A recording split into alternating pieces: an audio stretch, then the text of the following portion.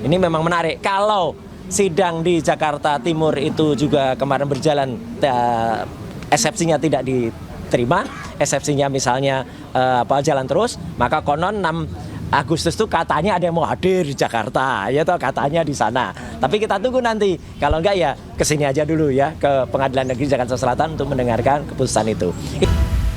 Amin ya Allah. Amin ya Allah. Untuk itu mungkin akan ada tambahan lagi dari rekan kita.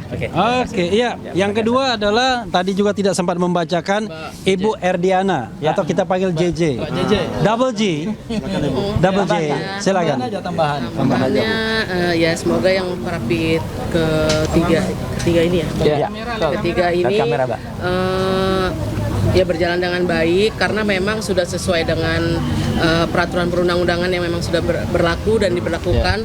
Tadi juga ada dasarnya juga putusan MA dan ada jurisprudensi juga. Jadi semoga memang dikabulkan untuk saat ini dan memang dananya juga bukan untuk kita, untuk pribadi ataupun advokat. Jadi memang disalurkan ke yayasan sosial.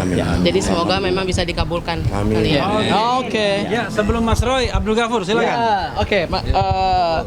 Ya gini. Bang RH ya, jadi rekan-rekan media sekalian, hari ini adalah permohonan pra-peradilan yang ketiga ya.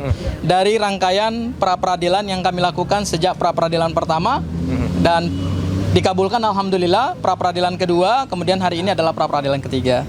Tadi sudah kami bacakan permohonan pra-peradilannya dan berdasarkan juga hasil tanya jawab kami dengan Hakim Tunggal pra-peradilan bahwa permohonan pra-peradilan ketiga ini memang tidak bisa dilepaskan dari materi permohonan pra-peradilan pertama maupun juga permohonan pra-peradilan yang kedua. Meskipun nanti Hakim tadi mengatakan bahwa nanti yang akan menjadi dasar pertimbangan itu tentu pada permohonan pra-peradilan yang pertama yang juga sudah diputus oleh Yang Mulia yang tadi juga menyidangkan permohonan pra-peradilan yang ketiga. Nah, tapi ada satu hal yang menarik bahwa dengan permohonan pra-peradilan ketiga ini sampai sejauh ini belum keluar namanya perintah untuk menghentikan pra-peradilan ya Mas Roy ya. Oleh karena itu berdasarkan KUHP yang baru, maka permohonan pra-peradilan itu kan tidak dibatasi.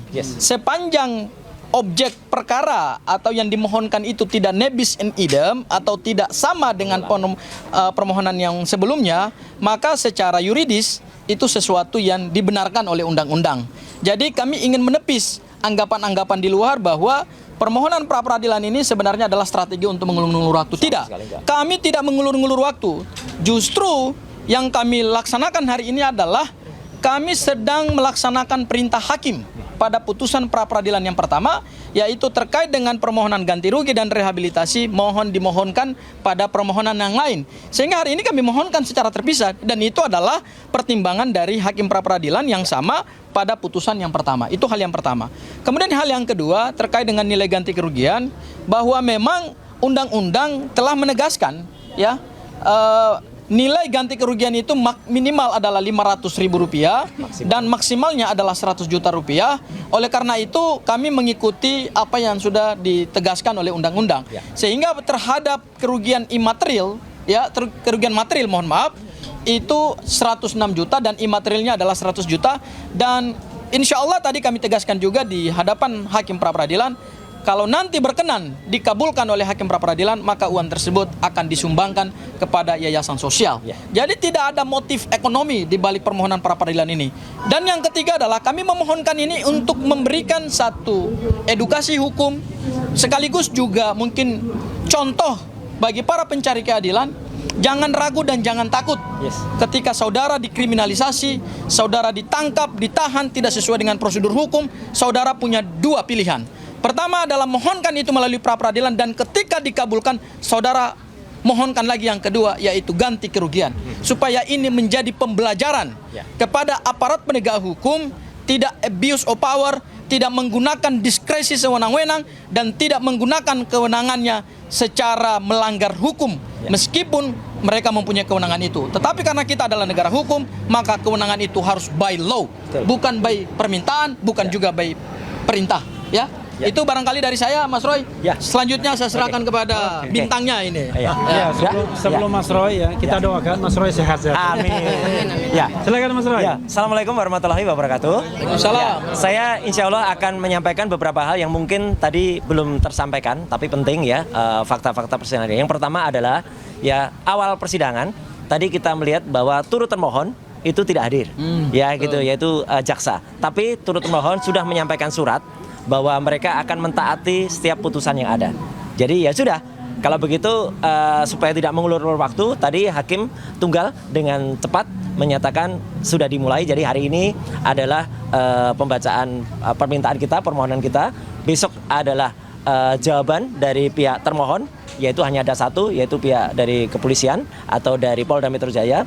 Kemudian kami akan menyampaikan replik, kalau kami akan menyampaikan replik, dan kemudian juga akan sampaikan duplik dari pihak termohon, ya gitu. Jadi itu dalam sehari. Jumat itu adalah bukti. Jadi kalau tadi ada beberapa teman media yang menanyakan bukti-buktinya apa Mas gitu. Nah itu tadi bukti-bukti yang sudah dibacakan, ya, yaitu tentang adanya nota sekian, ada nota A, nota B yang totalnya adalah 106 juta. Itu semuanya nanti akan kita sampaikan pada hari Jumat. Ya, dengan disertai adanya saksi. Siapa saksinya? Tunggu saja hari Jumat. Ya, gitu yang nanti akan ada. Nah, kemudian nanti hari Seninnya adalah saksi dari pihak termohon. Kemudian Selasanya adalah kesimpulan dari masing-masing dari kami dan juga dari pihak termohon. Dan kemudian Kamis adalah putusan. Kamis tanggal 6 Agustus itu adalah putusan. Nah, Kamis tanggal 6 Agustus itu ini memang menarik. Kalau sidang di Jakarta Timur itu juga kemarin berjalan, eksepsinya tidak diterima, eksepsinya misalnya jalan terus, maka konon 6 Agustus itu katanya ada yang mau hadir di Jakarta, ya toh katanya di sana. Tapi kita tunggu nanti, kalau enggak ya kesini aja dulu ya, ke Pengadilan Negeri Jakarta Selatan untuk mendengarkan keputusan itu. Itu yang pertama. Ya, yang kedua adalah yang ingin juga saya sampaikan ya, kami sekali lagi mengaturkan terima kasih atas semua pihak yang sudah mensupport ini semua ya, termasuk kepada Hakim Tunggal yang tadi juga bagus banget beliau itu memberikan pandangan, masukan kepada kami yang kemudian supaya tertibnya pokok yang kita mohonkan. Maka tadi beliau menyarankan ini saja, fokus saja ke sini. Itu bagus ya. Jadi menurut saya kami mengapresiasi itu semua. Dan yang ketiga ya, yang ingin saya sampaikan Jaja, setelah ini siang nanti jam 2 kami akan bersama-sama ke Pengadilan Negeri Jakarta Utara. Loh, apalagi itu? Ada tuntutan perdata atau gugatan perdata perbuatan melawan hukum terhadap seseorang. Ya gitu. Seseorang itu tadi sudah disebut juga di dalam acara. Salah satu dari 4 pelapor yang melaporkan saya, ya, bukan Joko Widodo, tapi salah satu dari 3 termul yang ada. Ya gitu. Siapa dia? Nah, nanti ada di Pengadilan Negeri Jakarta. Dan itu sudah masuk sidang yang kedua ya. Karena pada saat sidang yang pertama mereka tidak datang. Jadi itu penegasan dari saya, dan sekali lagi untuk menegaskan bahwa uang itu bukan hanya untuk kami terima saja, ya. Bukan untuk kami, sama sekali bukan untuk kami, tapi untuk yayasan yang bersangkutan. Maka sebagai wujudnya kami sudah ada kok uangnya, ada di sini. Nah,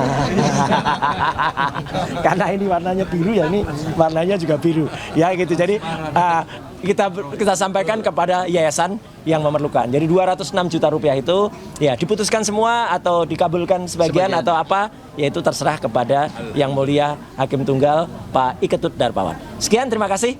Wassalamualaikum warahmatullahi wabarakatuh. Ya. Yayasan yang menerimanya apa kalau sudah ditentukan Pak? Apa? Yayasan yang menerima uangnya Nanti akan kita umumkan. Ya, tapi yang jelas itu yayasan asli ya, bukan yayasan fiktif. Ya, gitu. Ya, Nggak ada. enggak juga enak masa yayasannya sudah ditentukan sementara uangnya saja belum ada. Nah, iya kan? Jadi kan kita tunggu putusannya dulu, Pak. Kira-kira ada beberapa yayasan, Pak? Nanti akan ada rapatnya. kita Ya gitu, diskusi. karena layaknya berapa? Nggak mungkin kalau banyak banget kan gitu. Tapi juga mungkin tidak hanya satu. Kita lihat saja nanti. Saya kira itu ya, teman-teman semua. Oke. Apa itu? Tanggal 28 kemarin itu Pengadilan Negeri Jakarta Timur telah menerima revisi dakwaan dari jaksa. Oh, ada revisi ya. Nah, sudah. itu biar kuasa hukum aja. Itu apakah nanti setelah dari tanggal 3 nanti kalau nggak salah besok ya Kamis itu sidang, infonya apakah nanti Pak Roy juga akan ke sana juga? Pertama begini, informasinya itu valid ya? Baru tadi saya WA Dari tanggal 28 Pengadilan Negeri Jakarta. Humas Pengadilan Negeri Jakarta Timur mengatakan bahwa mereka sudah menerima revisi. Nah, karena ini belum official ya kan? Jadi kita nggak bisa komentar. Kita nggak bisa komentari. Ya. Nanti kalau sudah official baru kita komentari ya. Ada yang lupa, satu yang menarik hubungannya dengan Pengadilan Jakarta Timur. Tadi di antara pengunjung sidang, ada salah seorang sahabat kami, rekan kami, yaitu pengacara dari Dr. Tifa, yaitu Pak Abdul Al-Katiri. Kenapa beliau hadir? Nah, itu nanti ada yang menarik. Saya nggak akan bocorkan ya. Silahkan tanyakan kepada yang bersangkutan. Apa ada pola yang sama yang akan dipakai? Tapi mungkin hubungannya dengan soal revisi tadi. Ya, oke. Saya kira itu. Oke, Ya. ya. Oke, terima kasih ya semuanya. Thank you.